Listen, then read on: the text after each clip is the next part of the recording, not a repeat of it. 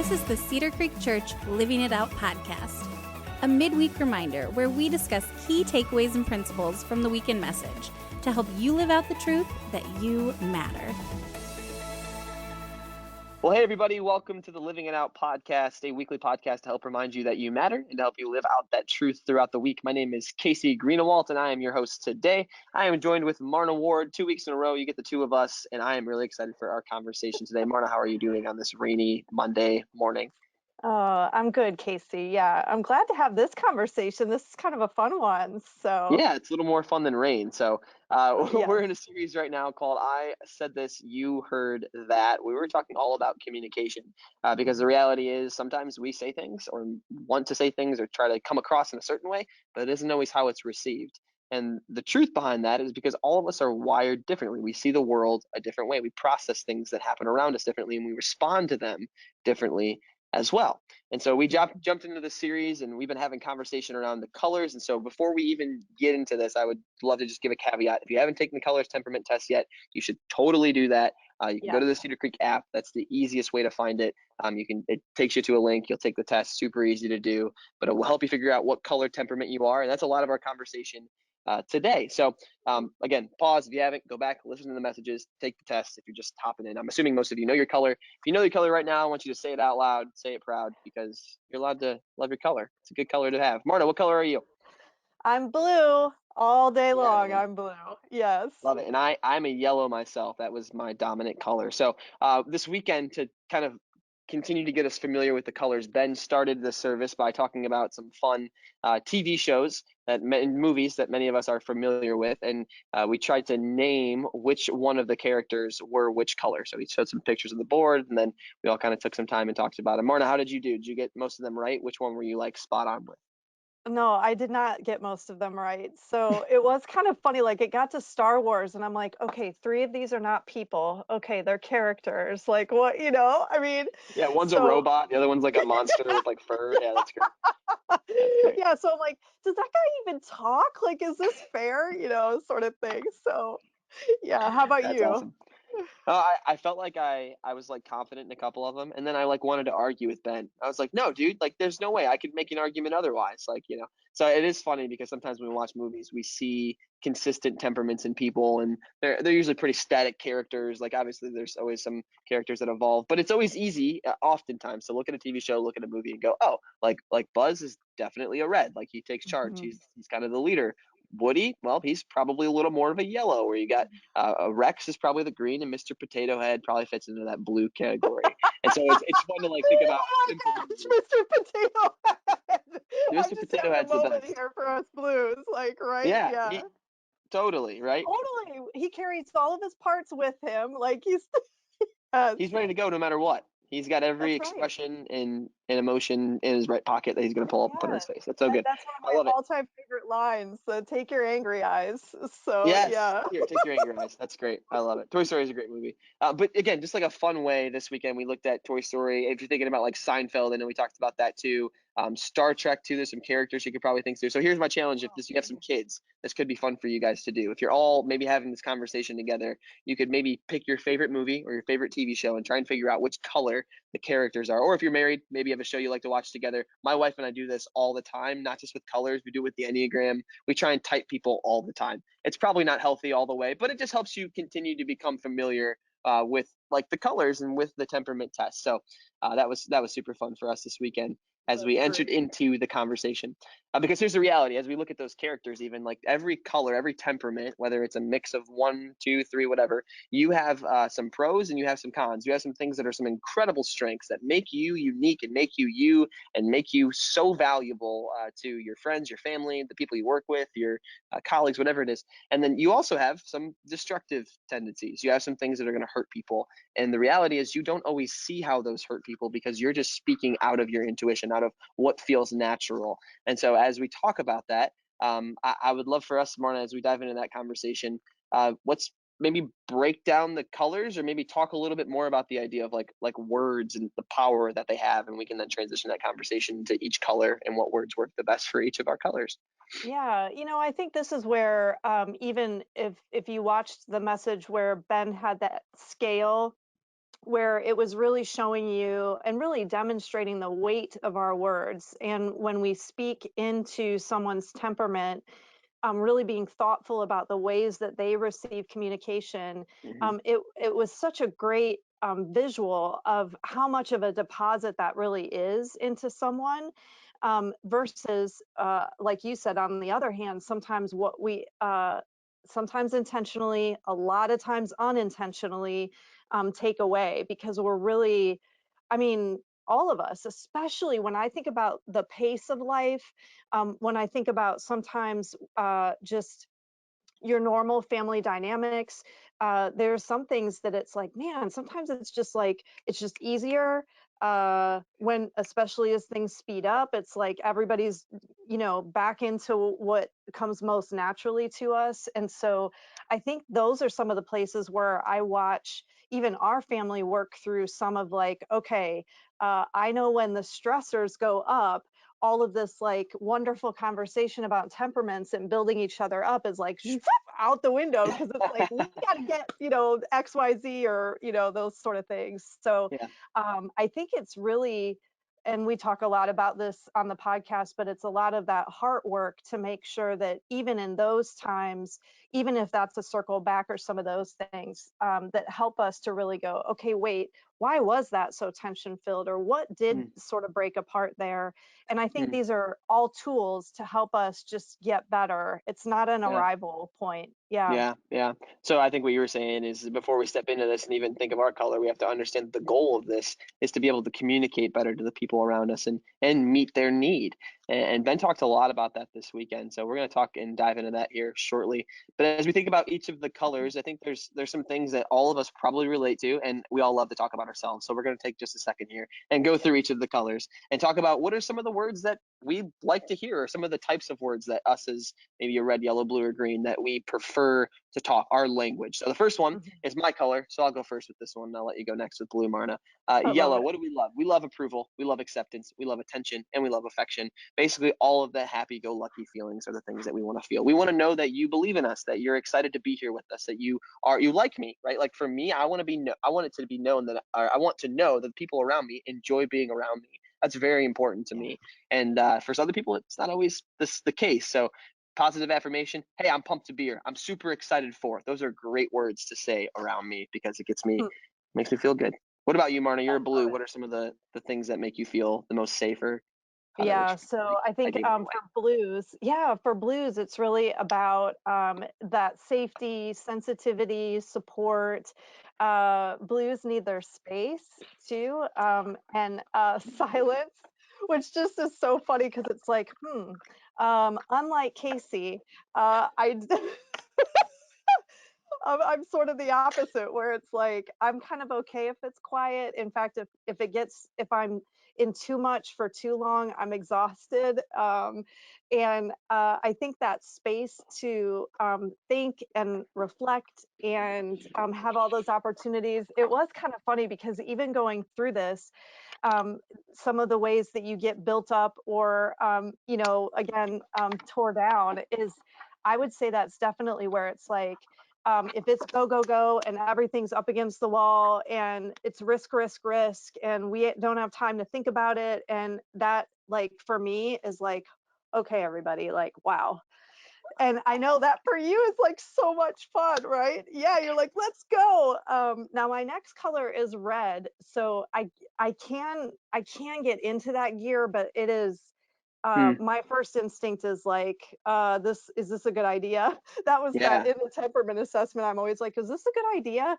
yeah. Um, so that's really for a blue. Yeah. My wife's a blue as well, and I feel like the safety, the preparation, the asking a lot of questions before we step into something is definitely true about her for sure. We talked to her a little off Yeah. screen here, but like when she's working, she thinks about 6,000 times before she sends an email to a client. And I'm like, it's great, just send it. That's the big difference between us for I sure. know. I Yeah. know. So that's some of those Yeah. red and blue words that work. So, or sorry, green, or blue and yellow words that we like to hear. For reds, or sorry, for greens, I'll let you speak on reds. I've got some green. Green's like my second highest one. Man, harmony, feelings of worth, lack of stress, respect. Those are some of the hot topics that feel good for a green. For me, I just want to know everything's good. I think that creeps in. I scored about a 9 on that, so it wasn't super high, but I just want everything to feel good. I want to be good. I want to know that Marna's happy. I want to know that her kids are doing well, and if they're not, like, I want to help maybe fix it a little bit. Like, when there is stress in the air, I think a nine's tendency is to disengage or to feel like they have nothing to give because they just want to contribute to the harmony that is happening around them. Yeah. I don't know if you have any examples of nines in your life, but for me, I've got an intern who's a 9, and he is one of the most even keeled, chill people. He talks about his dating life, and it's like the funniest thing in the world because it's like, yeah, I went on a date. I'm like, how'd it go? He's like, that was good. Yeah, it's good. Is that the correlation on Enneagram? Like, is nines and greens is Yes, yeah, yes. I yeah, 100% think, I think so, at least. My mother-in-law is a green as well, and she's a 9 on the Enneagram. And I have that tendency, but it is such a, like, they're content. They're just content people, and yeah. I really respect that about them for sure. Yeah, I loved, I think in the service that I watched, Ben was talking about even coming into his son Noah's space. And the way that he described Noah as a green just had me laugh. We know Noah a little bit, and it was so spot on in the way that Ben described him. And I thought, you're absolutely right. It's just like, hey Noah, how's everything going? Like, it's just down at a little bit different level than say the red, for example, and like you Right. were saying, it's like reds are, I mean, they really do tend to be the go go go. There's loyalty is really important to a red. Just having that sense of control and movement, being appreciated, and really reds value work a lot, but also being credited for work. So I would say those reds are some of the people that we always think of as being able to step up and assess something and start moving pretty quickly.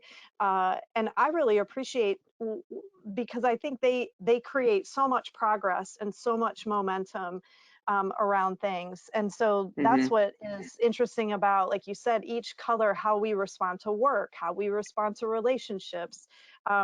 You know, it is a fascinating space for sure. Yeah, yeah, and all of this too. I always like to give this caveat: like, this is not a box to put you in. It is Yeah, a rubric, if you will, or a path, if you will. It just helps you understand the way you're going to respond to the things around you. So even when I say some of those things, like, I'm a yellow, but do I feel like I need approval all the time? No, not necessarily. Like, I have a little bit of a tendency to do things, even if people don't like what I'm doing or don't agree with me. Like, right. I have that tendency in me that feels, well, then you're not a yellow. No, that's not true. I have a dominant yellow personality. It just means that Yeah, it's not 100% accurate all the time. And I think that's right. that's important for us to understand, because this is a tool for us to step into and go, how am I going to tell my friends and my family and my spouse, like, this is how you're going to best communicate with me, and I also want to learn how I can best communicate with you. Ben's Yeah. bottom line this weekend was this: engaging their temperaments leads to relational betterment. So this whole idea that Mm, when we just lean in and listen, when we try and speak someone else's language, we're going to have better relationships. It's not about yeah. losing the battle necessarily. It's just about being able to understand how other people talk and how other people see things and how they're interpreting the situation.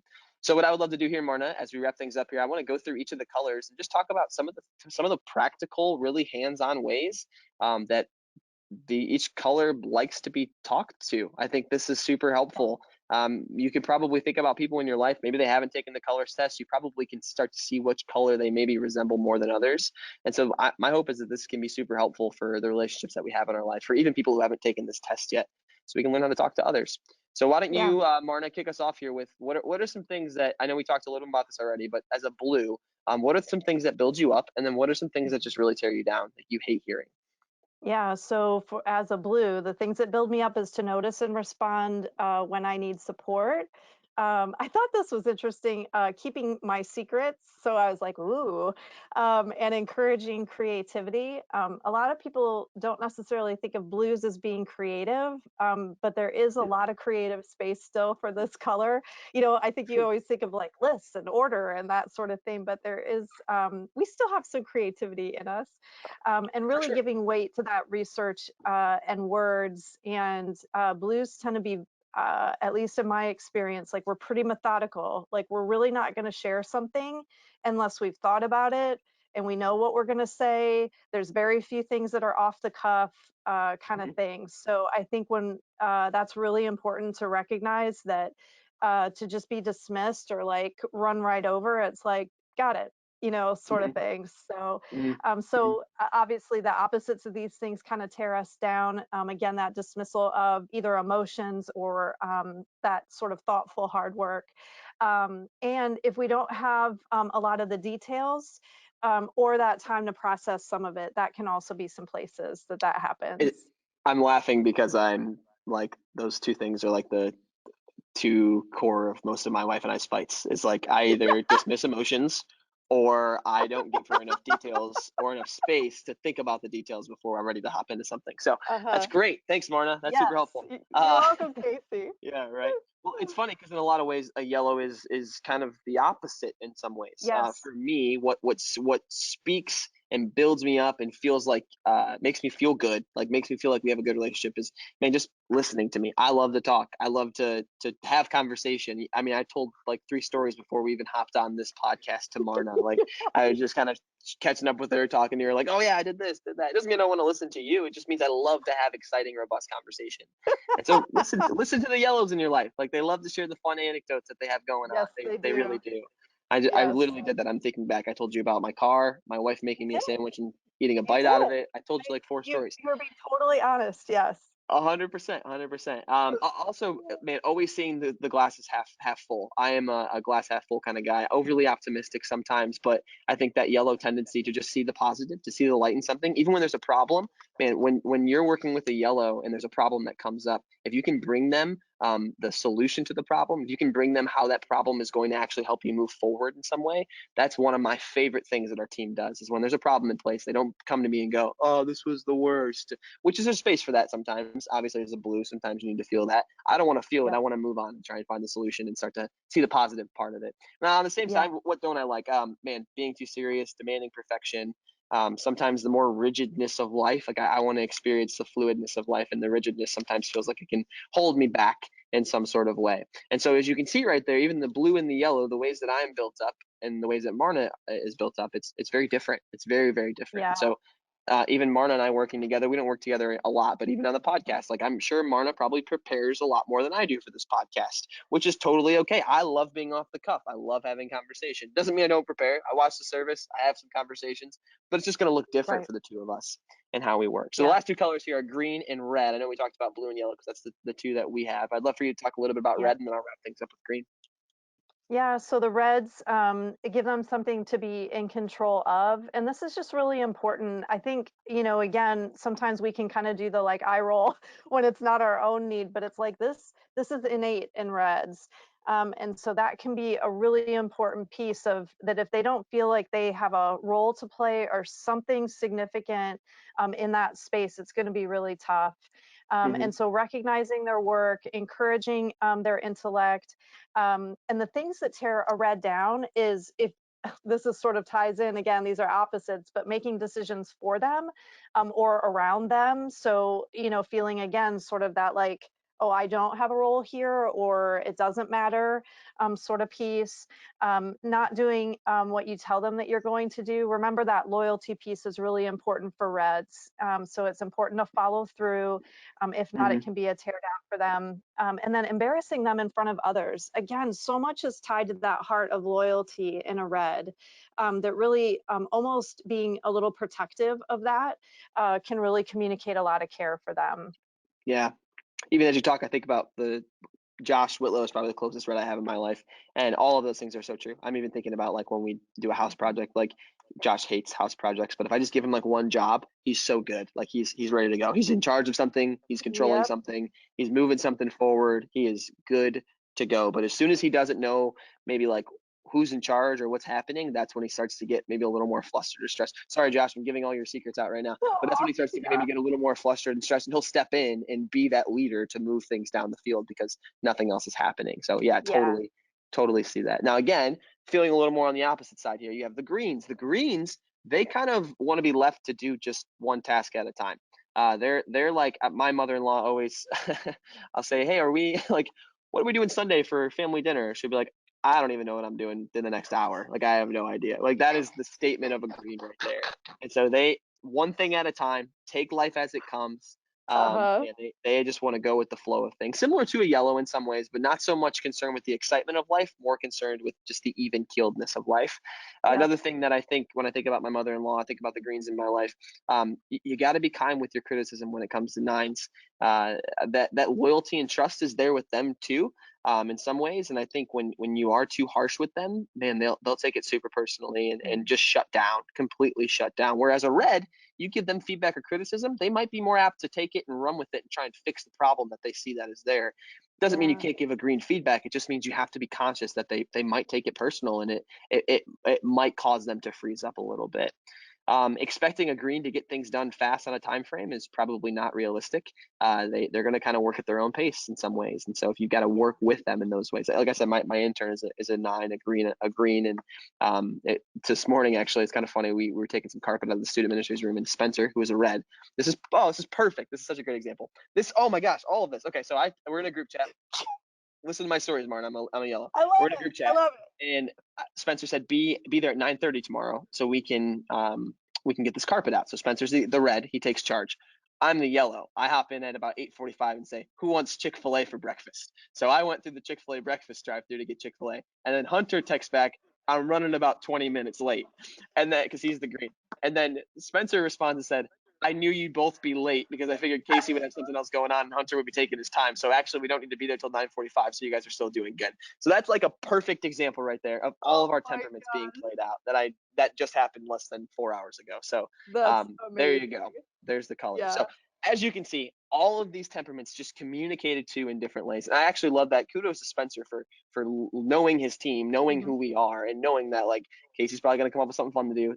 Hunter's going to be taking a little bit of time, and I'm going to be a stickler, and I want everybody there when they need to be there. So like that is exactly what this looks like, and that's a Yeah. minor example. And I know when it comes to relationships, that gets tough. But man, the goal of all of this is to know your needs and to speak the needs of others, to be conscious of what you Yeah. need and to know what the people around you need as well. Marno, remind us of our memory verse this weekend, and I would love to hear what you just thoughts on this conversation in the context of that verse. Yeah, so remember, we're just sitting in this one verse, this Ephesians 4:29. Do not let any unwholesome talk come out of your mouths, but only what is helpful for building others up according to their needs, that it may benefit those who listen. Mm, And I loved when Ben talked about if you look at translations that are a little bit older, that really the wording here for the benefiting those who listen is to minister to grace to those who hear it.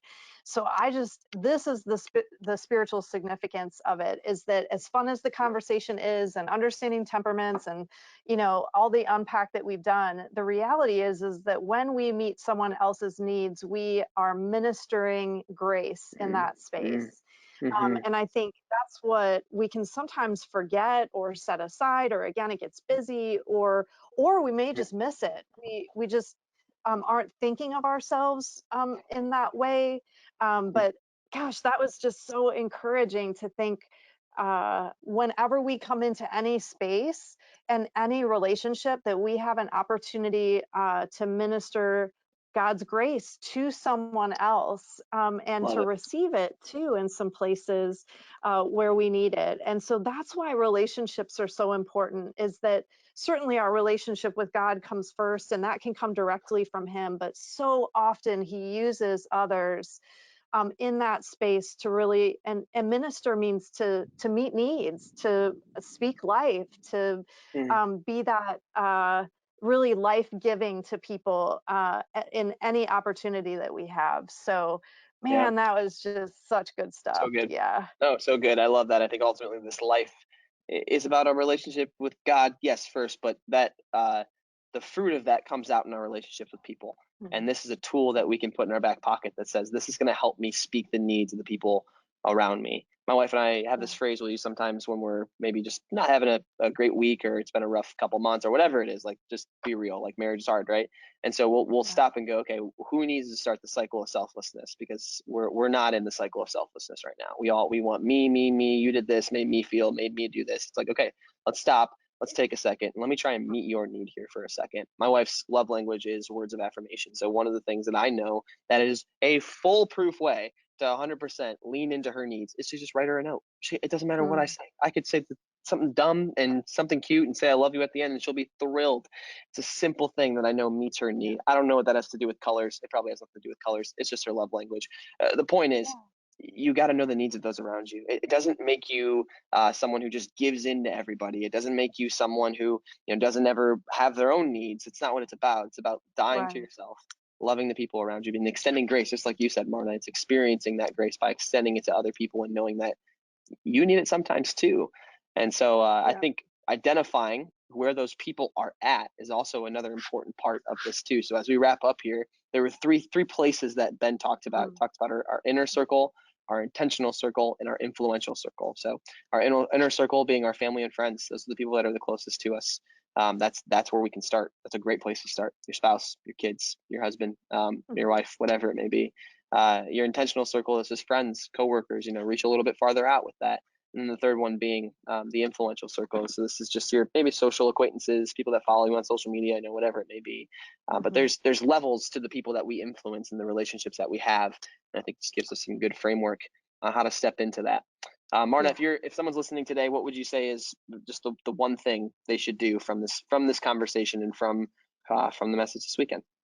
Yeah, I think one, if you haven't taken the assessment, that's the big step to definitely do it. I think even if you feel like you know what your color is, the report is really pretty Take it eye-opening to go for sure. through, and so that's the most important. And I think if you've taken the assessment, then it's really practicing this. How do I speak someone else's need? I would encourage you to identify those 1, 2 people this week that you just really go, hey, I think this is what they are, and just step fully into that space. And I think that those, when you experience that sort of giving to someone, I just think it becomes kind of intoxicating. It's so much fun Totally. to see them Totally. respond and be filled up. And so, to your point, Casey, I think sometimes we think we're giving something up, but God's ways are always filling us up. So it 100%. just is such a reciprocal kind of thing that have some fun with it. But I think those are 2 really clear next steps that all of us can take. Yeah, I love that. That's super helpful. Life is not about you. I think that's my takeaway from this.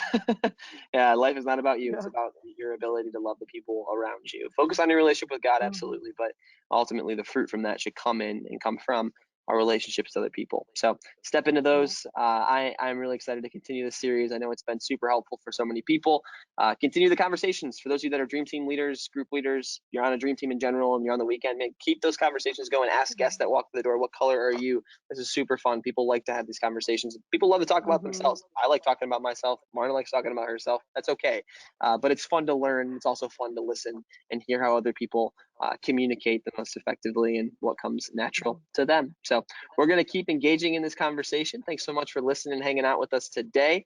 I think Marna, I don't think there's any announcements. It's kind of a low month for us right now. We're just Yeah. kind of coasting through February. So Yeah, take other the than that, guys, assessment. Yep. I know. I'm like, no announcements. Just take the assessment and Yes. keep traveling and journeying with us on this series that we're in. Thanks for joining us, Marna. Thanks for hanging out. Thanks, Casey.